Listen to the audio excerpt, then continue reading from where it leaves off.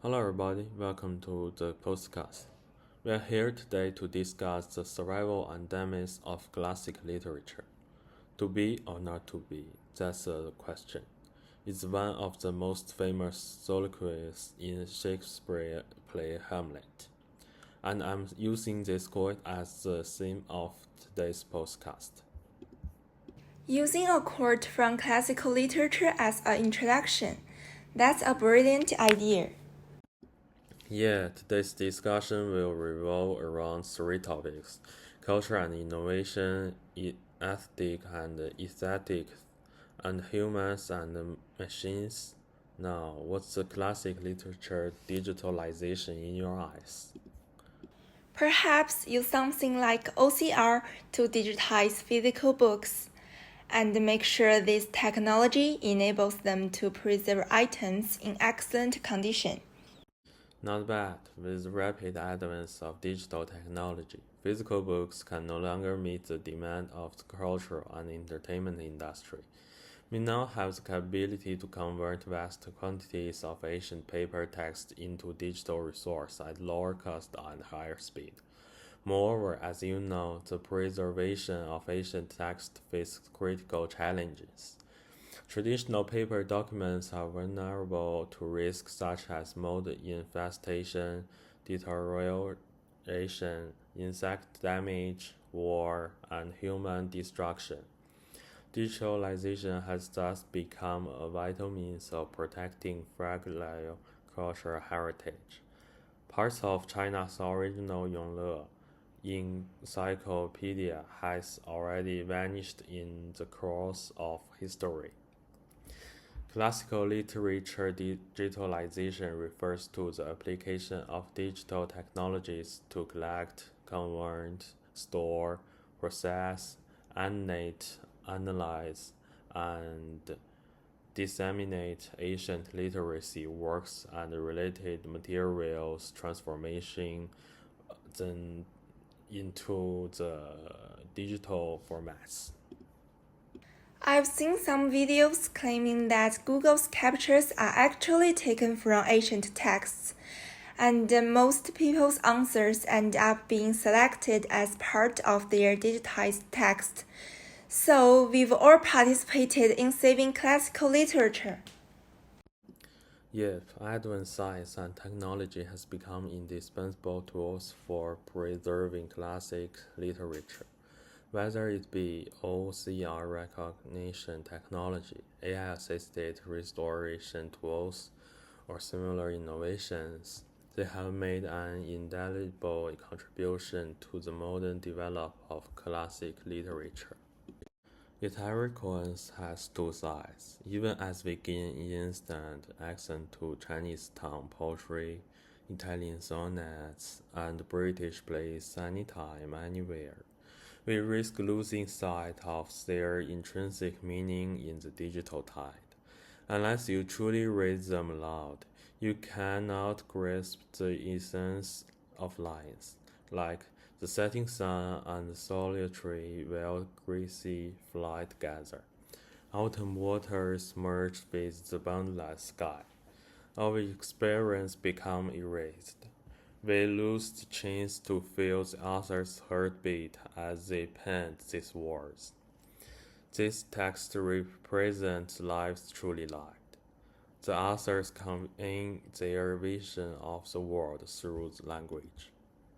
It's precisely for this reason that these works can only be truly preserved when the digitization of classical literature transcends its non-mechanical replication and genuinely shifts its focus to how they are disseminated.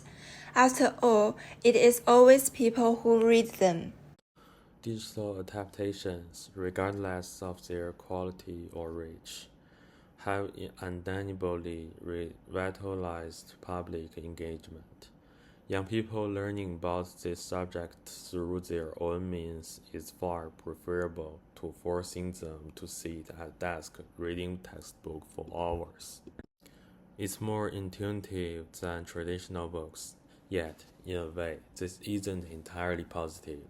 Most creators producing this adaptation incur costs. To recoup these costs, they may dramatically alter the original work, making the adaptation more accessible and appealing in a broader audience. Yet in doing so, they may inadvertently supplant the original. Thus, rather than bring audience closer, this approach represents a subtle distancing. The adaptation becomes detached from the source material, a hollow shell devoid of its soul. It fails to connect with the deeper literary structure and cultural value inherent in. It's clear that something has gone wrong here.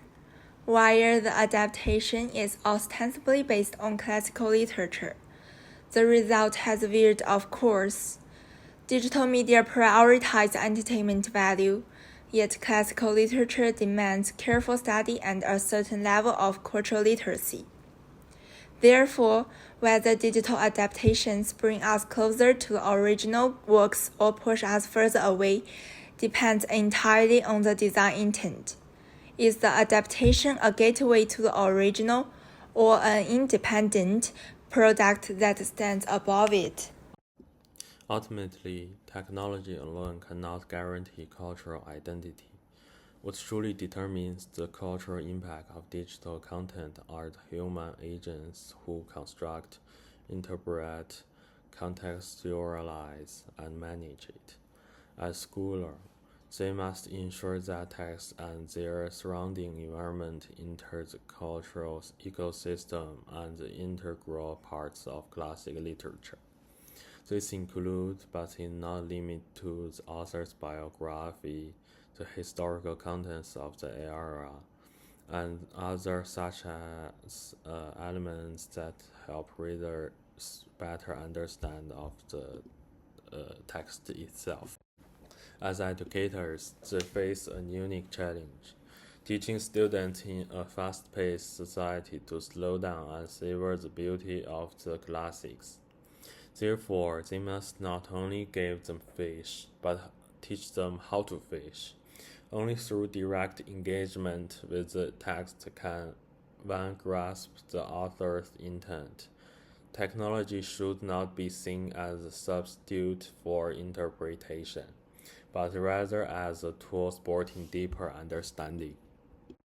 As creators, one should not merely view classic literature as raw material for commercial adaptations, but as the dialogue with a living cultural heritage, in essence in create unity.